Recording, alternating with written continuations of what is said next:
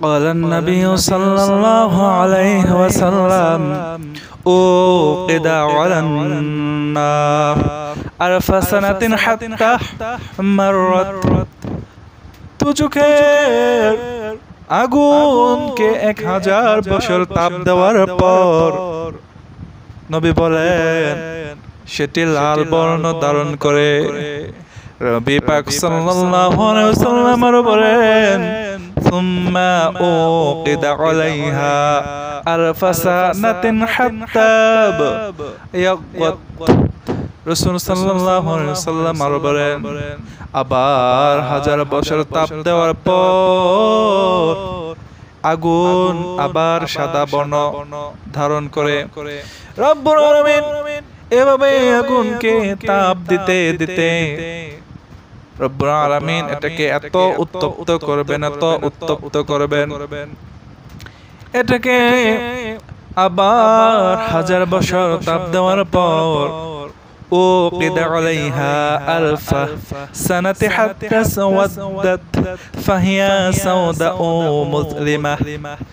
রাসূল বলেন আগুনকে আবারও 1000 বছর তাপ দেওয়ার পর সে আগুন কারো বর্ণ ধারণ করবে, কৃষ্ণ কারো হয়ে যাবে, কৃষ্ণ অন্ধকারময় হয়ে যাবে সেই আগুন। এ দুনিয়ার মুসলমান, জাহান্নামের আগুন কতটা ভয়ানক আগুন!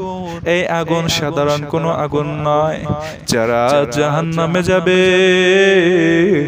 তাদের আকৃতি নষ্ট হয়ে যাবে, তখন তারা চিৎকার করবে রে মালিক আর কষ্ট দিও না, সইতে পারি না।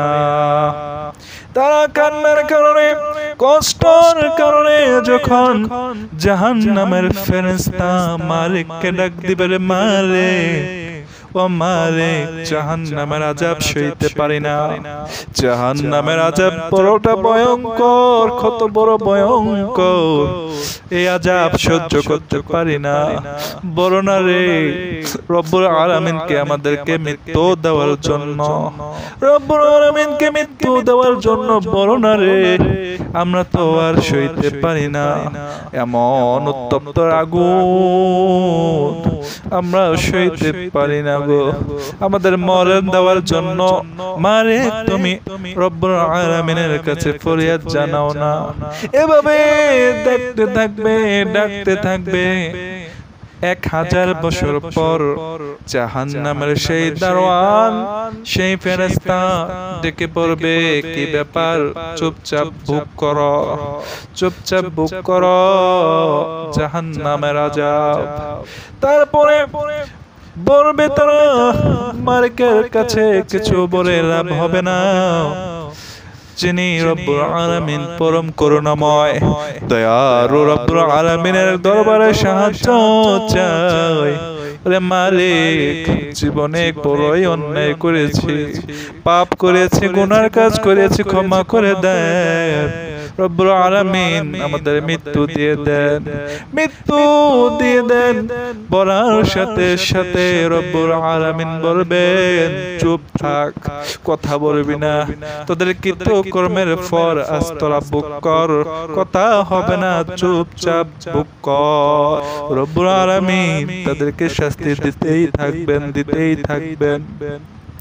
রাসূল বলেছেন যারা জাহান্নামে থাকবে, জাহান্নামের ভিতরে খোরাসানি উটের মতো অনেক অজগর ছাপ থাকিবে, উহারা একবার কাহুরে দর্শন করিলে 40 বৎসর উহার যন্ত্রণা থাকিবে। তাদেরকে যখন খাবার দেওয়া হবে, রক্ত পোষগুলো তাদের সামনে দেওয়া হবে, তাদেরকে খেতে দেওয়া হবে।